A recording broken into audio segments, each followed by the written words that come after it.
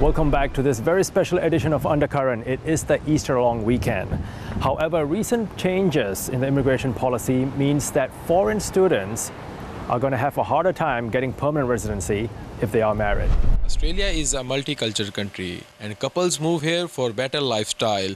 A new visa policy system by the federal government has single having the edge over the couples and partners by 10 points for permanent residency. Let's ask the couples and singles what they says about the changes in the policies that suddenly happen. Australian federal government has bring changes in the policy for the PR. So we have an Indian couple with us. So let's ask them what the changes affect them or help them in the future for getting PR. Hi, my name is Navneet and I'm a student in Curtin University and I'm pursuing my master's here. So Navneet, government has bring the changes, they are just giving extra 10 points to the couples. So how you see that is good for you or is harmful for you, or affect you? Well, I think because as per the new changes, they just made changes like couples are not getting points now because they are just getting 5 points only then if their spouse is skilled. And on the other hand, the singles would be more beneficial for this particular thing because they get 10 extra points, which is earlier not happened. So earlier it was good for couples, but now it is really tough for us as I am student now. So obviously after that I'll be planning my permanent residency. For that I have to collect points. So it is very difficult to collect points, and they even just decrease the 10 points which we already get for our marriage, but now we don't get that. So obviously I have to do some other things to just collect these points. They have given that they will give 5 points extra for the spouse if the spouse is skilled or his English is fluent. So what do you think is good or is also not good for you? Well, I don't think so. That should be good thing because as in our case my spouse is not skilled, so obviously it is really tough for me. Not for me even, there are a lot of couples who suffer from the same issue, because if your spouse is living here with you, it's kind of moral support from your spouse. So obviously when you are going forward to get the PR, so if you face this such a difficulty, so it is really. What do you say about that? Your wife is studying in the uni and you are working, or what are you doing here? And what do you see the 10 point extra, or it is that you lost the point? Yeah, if we get points, it's good for us for get the PR. So that's same thing, because now it is really tough for me. I can go for IELTS go, but that's not even enough because still I'll just manage to get 70 points or maybe 75, but there's a lot of competition to get more points. So obviously I have to do some other things so that I can collect such points. But that couples, they are just working, two of them, and they are earning for both hands, and it is good for you. But singles are just earning, they are alone. So I think it is a good opportunity for singles and both for couples. Yeah, I think it's good for singles as well, as because they will definitely get benefit for getting 10 points from government. Yeah, for couples also it's good only for those who have skilled partner, but yeah, like me and others who don't have skilled partner. So that's kind of difficult, but maybe in future they will change it, because government usually continuously changing the rules in short span of time. A government is changing rules every week or every a month or something like that. Do you think that these 10 points will remain for you for the singles, or it will be changes in next future? Exactly, that's what I'm thinking, because I'm just thinking maybe it will be changed. I don't take such that much stress about this, because maybe in next month or maybe in 6 months they will change it and maybe we'll get the points again. So I'm really not sure right now I have to take the stress or not. Would you prefer to be single because you get 10 points extra, or you want to be spouse on? No, it's up to luck, because when we are coming. No, he is married with me.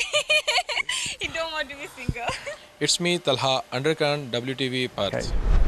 If you just joined us, this is the Easter holiday edition of Undercurrent. Now, have you ever wondered what happens when Easter and modern art clash together? You're just about to find out. Welcome everybody. There is blackout in Venezuela. and the government is unable to provide electricity for 20 states out of 23 at the moment. The government is blaming the cabals who are trying to run the government aground, but the people are not interested in the excuses the government is giving. What's next for the people of Venezuela? It's the people that want the suffrage. The people of Venezuela have problems finding food and medicines, and that is due to the blockade, where the Venezuelan government doesn't have access to currency because they can't trade with other countries. They're blockaded, the funds are frozen. And when the funds are frozen, they can't pay for food or medicine. We need to remember that Venezuela really rely on oil production. And when the oil was $100 per barrel, obviously there was good possibilities and the money was coming in. Nowadays the price of the oil is lower, and with the impact of the economic blockade and the attacks on the electricity grid, it means that the oil production has decreased. The amount of oil that the United States was buying, of up to 500,000 barrels of oil per day, with this economic blockade that stopped, and recently in March it dropped to zero. I think that the first week in April that increased to around 150,000 barrels per day, but somebody has to buy that oil, and in this case Venezuela has been looking for new markets like Russia, China and India. India has been interested in buying the oil because I'm sure that it is at a good price, but with a very high risk, because the U.S. has imposed threats and sanctions on India as well for daring to buy the oil that Venezuela is producing. Probably it is important for people to know the U.S. is the leader of the free market, but if you trade with Cuba, you are penalized. Banks in Australia, like the INZ, had been fined because of trading with Cuba. It's very difficult to understand how another country can have influence on the sovereignty of a third country just because of U.S. legislation. This economic blockade had a big impact on the peoples of Cuba and Venezuela. The U.S. has an obsession with Cuba.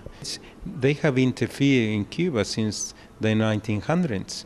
You know, they considered Cuba as part of the United States, and they even introduced a clause in the U.S. Constitution, the Platt Clause, in which they consider Cuba as something of national security.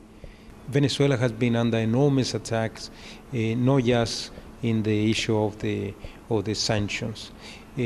Some terrorist actions as well against the electricity. They were back in March victims of a blackout. There was a cyber attack on the 7th of March. Then they were 2 weeks later, after they had reestablished the electricity for the people, they suffered more attacks. And those attacks have also been physical. They had been attacking the electricity with two objectives. One, to affect the people, to make people desperate. And secondly, it affects the oil production. Some of the refineries have been able to produce oil. So it's the people in the end that suffers out of these actions, but the U.S. And what I witnessed, people, the ability to demonstrate on the street, and we have seen thousands and thousands of people that have rallied. And the day those people say, listen, we had enough, we don't want to do this anymore, then there will be a change in government. Venezuela and Cuba continue to have a strong relationship, helping each other. There is no money in exchange of oil and doctors and teachers. What happens there is that Cuba got resources, human resources, they got doctors. Venezuela got oil, they exchanged that. There is a democratic relationship of exchange there. There's not the US dollar, the one that decides on that relationship. Tony ETC reporting for Undercurrent. Still on the topic of Easter, West Australian artist Emily Young has a very special message for West Australians. With that, we've come to the end of the episode. Until next time, I am Warren Masilamani. You are in the church now before Easter. What Easter is means for you? The renewal of life, the resurrection of Christ who was crucified. Men didn't know he's really the Son of God who come on earth to live among us and to die for us to forgive our sins. And what's your Easter message for the people who are watching? Actually, I'm writing poems for this church, the gifts of God. So as you can see in the display here, we have the thorns. Christ had to suffer that mockery. He wasn't sinful, but Pontius Pilate wanted to crucify him, and he left the blame to the people to say the final word, crucify him. Then the second gift that God gave us, as you can see, is the nails. The nails that nail Christ actually nail man's shamefulness and sins. And thirdly, before he died, he was stark thirsty because he didn't have supper. He didn't have anything to drink since the Last Supper. And he had to walk all the way up to the Mount Calvary. And then he said, I thirst. To mock him further, they got a sponge and dip it in sour wine and using the branch called hyssop and stick it in his lips that he may drink. Thank you.